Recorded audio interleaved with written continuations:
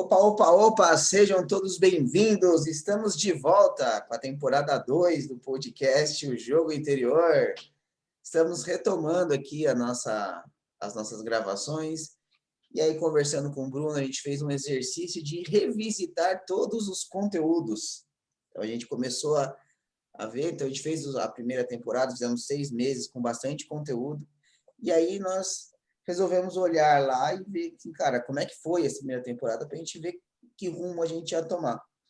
E aí que a gente decidiu fazer nesse primeiro momento aqui é trazer conceitos que nós pegamos em alguns episódios passados e trazer aqui e convidar a você que está ouvindo a ir lá e dar uma olhada nesse material de novo, porque não tenho dúvidas que você vai ver com um novo olhar. É aquela história de você ler um livro novamente, né? Quando você lê um livro novamente, não é o mesmo livro. Apesar de ser as mesmas palavras, você é uma pessoa diferente. E essa pessoa diferente vai ter um olhar diferente para aquilo. Então, novos insights, novos aprendizados. Então, trazendo aqui, principalmente o primeiro episódio lá atrás, quando a gente teve a ideia de fazer o podcast, nós falamos sobre o quanto é importante a mudança, porque o que te trouxe até aqui não vai ser o que vai te levar para o próximo nível. E aí nós falamos bastante no início da pandemia ainda, né? Como seria o mundo ali, a partir dali, que as pessoas talvez fossem ser diferentes, que elas fossem olhar mais para dentro. E aí, passado todo esse tempo, a gente começou a perceber que não ia ser bem daquele jeito, né? Brunão, de novo, gratidão por estarmos juntos mais esse ano, vamos que vamos. Fala, Dani, obrigado. Acho que você já fez uma linda abertura aí, obrigado por continuar. Como a gente disse lá no começo do primeiro episódio, esse é um projeto que eu tenho muito prazer em participar, é um projeto onde eu aciono uma parte minha que eu sinto que ainda está adormecida, mas é onde eu aciono uma parte dela, de compartilhar um pouco das minhas experiências. E aí, dentro dessa abertura que você fez, acho que eu complemento com uma frase que eu gosto muito, que é assim, né? Nada mudou, eu mudei, tudo mudou. Então, quando você fala de ler o livro pela segunda vez e você tem umas interpretações novas, né? E toda essa mudança que acontece com a gente ao longo dos nossos processos, eles geram uma interpretação nova. E esse foi um impacto que eu tive de escutar o podcast, né? Compartilhei já com você essa vamos dizer assim, inquietude que rolou depois de escutar, porque ali a gente estava no início da pandemia, a gente estava ainda descobrindo o que seria tudo isso, com certeza imaginando que isso não demoraria o tempo que tem demorado, e numa expectativa muito grande do que seria esse novo normal, né, que se falava tanto naquele momento. E aí, 6 meses depois, nem tanto tempo assim depois, né, a gente vê que muita coisa que a gente imaginou, acho que está meio distante de acontecer, né? Então, você falou ali no início do episódio, de uma maneira muito clara, de que tinha-se a sensação de pessoas mais altruístas, de uma construção de uma sociedade mais vamos dizer assim, mais preocupadas, mais com aquela questão da ajuda ao próximo bastante exacerbada, né? Mas o fato é que 6 meses depois a gente vê que já não estamos muito nesse caminho. E aí eu fiquei com aquela sensação, né? Ou talvez concluir mais uma vez que o externo ele tem uma capacidade grande de nos mostrar muitas coisas, de com certeza implementar mudanças, mas a grande mudança, né, ela é interna. E essa mudança interna depende só da gente, né? Então, tudo isso que acontece ao nosso redor, ele tem um porquê, tem um objetivo. obviamente fez mais pessoas provavelmente despertarem, mas o fato é, se a gente não muda, nada muda. E eu acho que é isso que a gente está mostrando como sociedade. A verdade é essa. A gente ainda vai ter que passar, talvez, por ainda algumas outras situações para que um grande despertar aconteça. E aí eu acho que fica a provocação aí para todo mundo de revisitar, sabe? Revisitar seus processos na pandemia, revisitar as suas decisões. A gente falou muito de decisão nesse primeiro episódio, lá no início da pandemia, e entender o que, de repente, cada um se propôs naquele momento e ver como tá, né? Acho que foi um exercício bem bacana esse que a gente se propôs a fazer. Eu acho que pode gerar muito insight aí para os nossos ouvintes e para quem acompanha seu trabalho para esse próximo ano, que a gente espera que seja muito melhor aí do que 2020, né? Uhum. E vale ressaltar só um parênteses aqui do episódio, que não é o meu trabalho, não, viu? As pessoas hoje falam assim, pô, o Bruno, que eu mais escuto hoje. Obrigado. Mas acho que assim, eu acho que o que ficou bastante claro ali daquele episódio para cá, né, que a gente imaginando de como seria tudo, né, essas pessoas e um receio que eu tenho, o que era uma ideia de que as pessoas iam olhar mais para si, virou um olhar muito mais para dentro. Tipo, agora a gente já vinha no movimento tecnológico de as pessoas ficarem no mundo delas. E aí agora a gente tem um movimento onde as pessoas ficam muito presas. E aí agora o meu receio é o quanto o impacto positivo que poderia ter das pessoas olharem para dentro e olhar para a vida. E agora eu vou viver a vida que eu quero, não vou mais esperar as coisas acontecerem, vou fazer acontecer. Tem virado um movimento muito mais de medo e de vou ficar dentro e não o olhar para fora, né? Mas que a gente ainda vai ter que sentir isso mais para frente, porque nós estamos vivendo ainda, né? Então, a gente ainda não tem muitos dados para poder entender como é que vai ser na hora que todo mundo tiver liberado. O efeito disso ainda a gente ainda não tem clareza. Mas a gente não pode ficar esperando. Acho que a grande questão, e eu acho que aquele episódio trouxe muito isso, é o quanto essas micro decisões que a gente vai tomando, elas vão gerar um impacto, né? Então as pessoas elas ficam às vezes esperando uma decisão gigante na vida, mas acho que a decisão é esse processo, né? É a hora que eu decido e aí existe um tempo, existe ações que têm que ser feitas pós decisão. Seria muito bom, né? Decidir emagrecer. Dia seguinte tomar água. Decidi ficar rico. No dia seguinte eu tô rico. Não é assim, a decisão ela é um processo. Então, e dentro do que nós estamos vivendo ainda, o que nós vamos decidir nos tornar. Eu acho que essa reflexão vale para todo mundo. Quem você quer ser na hora que tudo se normalizar, na hora que as coisas voltarem, são as pequenas, nas micro decisões que a gente toma agora, que vão fazer a diferença lá na frente. Não só para a gente, né? Principalmente para as pessoas que estão à volta, né? A sua volta, o seu ecossistema. E aí, se cada um olhar para isso e melhorar o seu ecossistema junto, cara, aí sim, esse movimento conjunto pode fazer uma diferença no mundo. Mas é esquecer esse movimento lá e olhar assim, cara, as decisões que eu estou tomando agora. É exatamente isso. Eu acho que nessa fala, eu acho que um ponto que eu sempre uso para mim, né, é o quanto eu tô, vamos dizer assim, isolado e usando isso para um olhar interno e o quanto eu tô me tornando mais egoísta, porque automaticamente quando você fica mais isolado, você vai cada vez mais entrando no seu mundo, né, e cada vez mais também suportando menos algumas coisas que de repente você começa a deixar de viver o dia a dia, né? Porque você tem menos contato, menos interação. Então você vai vivendo uma realidade nova, mas fechada no seu mundo, né? E aí tem eu acho que tem um linear muito, muito complexo de o quanto é autoconhecimento e o quanto é intolerância, né? O quanto você acaba ficando intolerante. Uma das coisas que eu tenho me proposto mais durante esse período é um exercício de escutar, sabe?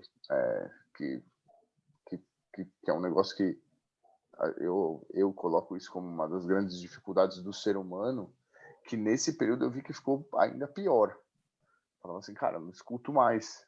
Eu comecei a achar que as minhas verdades ali, e aí cada vez mais o ciclo de pessoas que você vai convivendo vai ficando menor, vai ficando cada vez mais alinhado com aquilo que você acredita. Então, quando você tem um assunto que sai um pouco daquilo que você acredita que não é, às vezes você desliga. Eu comecei a me perceber desligando e falando assim, ó, puta, não tô prestando atenção. Tô aqui, não tô prestando atenção em nada disso que eu tô escutando, né? Então, o quanto é desafiador para mim foi muito desafiador esse momento, mas o quanto ele pode ser interessante se você gera esse tipo de reflexão. Se você consegue entender que tem uma parte que, de repente, sem você querer, vai acabar te tornando mais egoísta, e o quanto você pode trabalhar aquilo mesmo assim, né? E aí é a busca total do autoconhecimento. Agora, Então fazendo um contraponto agora, né, para também não ser mensageiros do caos, né? sim, A palavra egoísta, ela tem uma má utilização, né? Ela tem esse caráter ruim. Tipo, a pessoa é egoísta, ela só pensa nela, é um ser humano ruim. Na verdade, o egoísmo, ele faz parte do modo da mente funcionar de sobrevivência. Sem isso, a gente não estaria aqui fazendo esse podcast. Então, o egoísmo, por si só, ele não é ruim. O egoísmo é bom, porque vamos imaginar, eu faço uma brincadeira, né?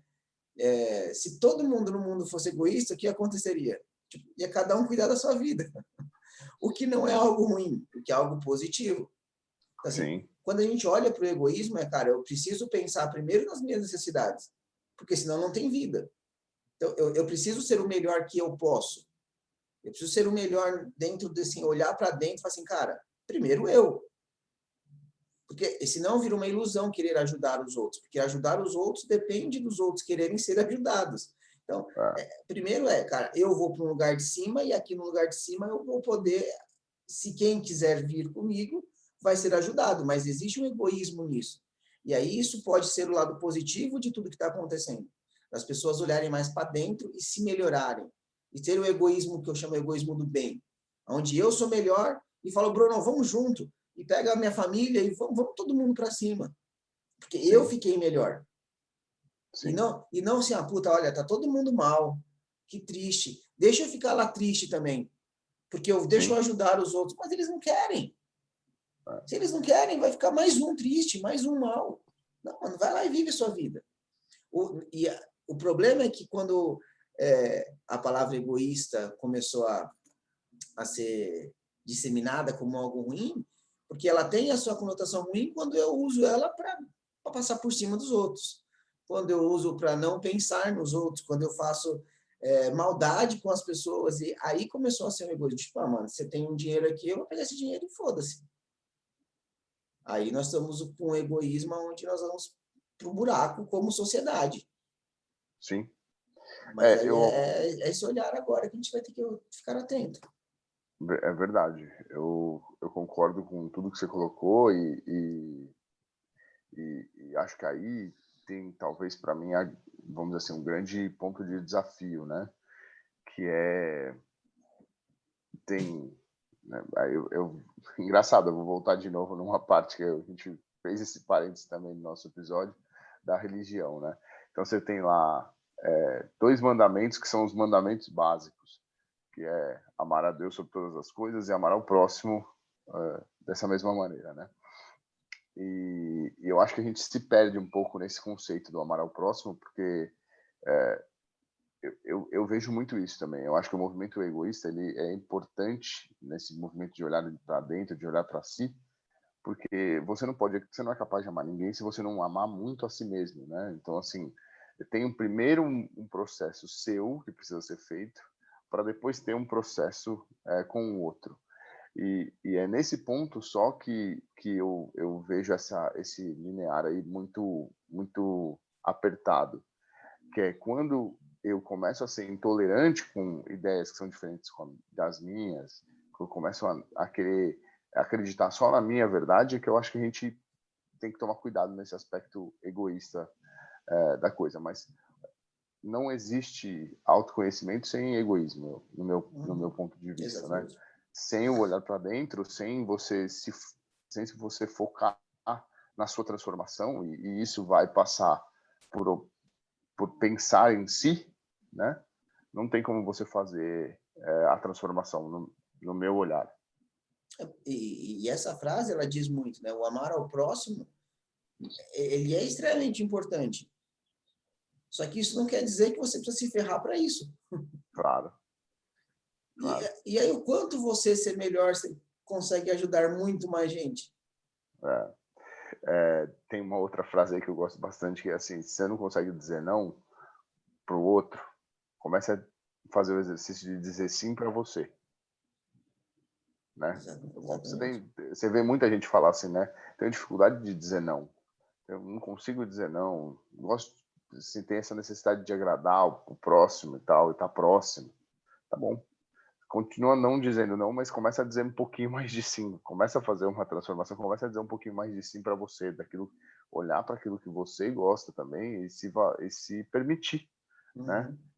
Em alguns momentos dizer sim para você, e aí automaticamente isso muitas vezes vai virar um não para algum outro tipo de situação. Esses foram raciocínios bastante interessantes dessa revisita, né? Dessa volta lá no primeiro episódio. E eu acho que tudo isso, Dani, tá ligado ao ponto que você passou já, que é o ponto da decisão, sabe?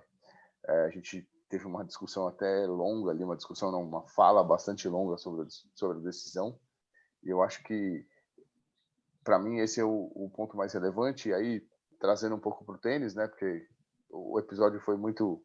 A gente teve vários pontos disso. Eu visualizei muito esse início de pandemia naquele momento que a gente estava sem treinar, né, e eu já tinha decidido muito forte no início do ano eu tinha 2 objetivos muito claros. A gente tinha foi um ano pós Mental Camp, né? Eu tinha feito as metas contigo e tal, e aí eu tinha os 2 objetivos, que era finalizar entre os 5 primeiros colocados do ranking e ganhar um torneio, né? E ali naquele meio do caminho foi uma hora que eu, tipo, titubeei, assim, porque nem sabia se ia ter ranking, nem sabia se a gente ia continuar jogando. Naquele momento a gente estava sem jogar, né?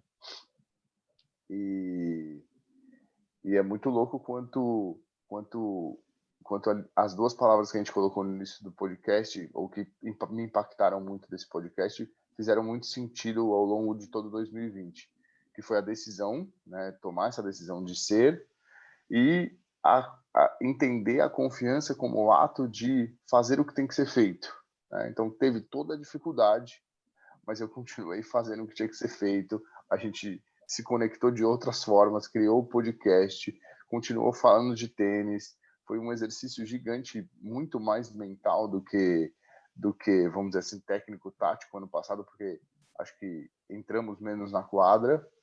E no final, voltamos a jogar. Foi um ano super atípico, onde depois também eu joguei talvez 4 ou 5 meses, foram os meses que eu mais joguei tênis, desde que eu me tornei tenista, e os objetivos foram atingidos, né? Simplesmente pelo fato de eu ter tomado uma decisão no final de 2019 e ter entendido que as coisas deveriam ser feitas, né? Eu finalizei 2020 em quarto do ranking que eu jogo, e ganhei um primeiro torneio numa situação completamente diferente, adversa. Aliás, um ponto para a gente fazer de repente um podcast sobre isso, num lugar incrível aqui em São Paulo, que tem quadras de grama. Na grama, um lugar que eu nunca tinha jogado, ganhei meu primeiro torneio. Então, valeu muito esse exercício de revisitar esse podcast e queria reforçar o convite para as pessoas que puderem. Esse episódio é um episódio grande, precisa reservar um tempinho para assistir. Mas vale a pena, hein? A gente estava empolgado, mas escutei esse primeiro podcast e deixe suas impressões aqui com a gente também, compartilha com a gente aí o que fez sentido para vocês, que esse ano vem coisas novas. E tem uma outra palavra aí, então, que a gente pode incluir nisso aí, que o Bruno fez, que é, eu tomo uma decisão, aí eu confio no processo. E aí tem a outra palavra que é consistência, que é o que faz a decisão acontecer. Consistência em ser quem você é te leva a lugares incríveis. E eu estou apaixonado por essa frase, porque para quem não sabe, o Bruno ganhou o torneio ano passado, esse ano já começou ganhando outro torneio, já está em primeiro no ranking de outro ranking. Então, assim, é muito doido, né? Mas é a decisão com essa consistência, começa a trazer resultado e nem percebe, né? Você vai começando e... Qual foi o momento em que a chave virou? Cara, não é um negócio que você sabe dizer, mas, cara, é a consistência. Você vai sendo você o tempo todo. Não tem como não dar. Assim, nem que ele quisesse, os resultados não viriam. Porque, assim, você vai continuando, vai fazendo, os resultados começam a brotar. Então, acho que agora é entender, né? Para esse ano aí, o que o ano pode esperar de você, né? Então, vamos parar de ficar esperando que o ano seja bom, que vai ter vacina, que não vai ter isso, que vai ter aquilo, e vamos fazer desse ano o ano melhor possível. Então, como o Bruno disse, revisitem lá o primeiro episódio, um episódio piloto ainda, com o tema o que te trouxe aqui até aqui não será o que vai te levar até o próximo nível. Estamos de volta com tudo para esse ano aí, então deem sugestões, comentem, compartilhem com os amigos e vamos levar isso aqui para mais gente, porque o jogo interior, quando a gente vence esse jogo interior, nós somos muito mais próximos de qualquer tipo de vitória que a gente possa ter na vida. Beleza, Brunão? O jogo interior muda o jogo. O jogo interior muda o jogo. Boa. Valeu, Valeu, pessoal. Dani. Valeu, até a Abraço. próxima.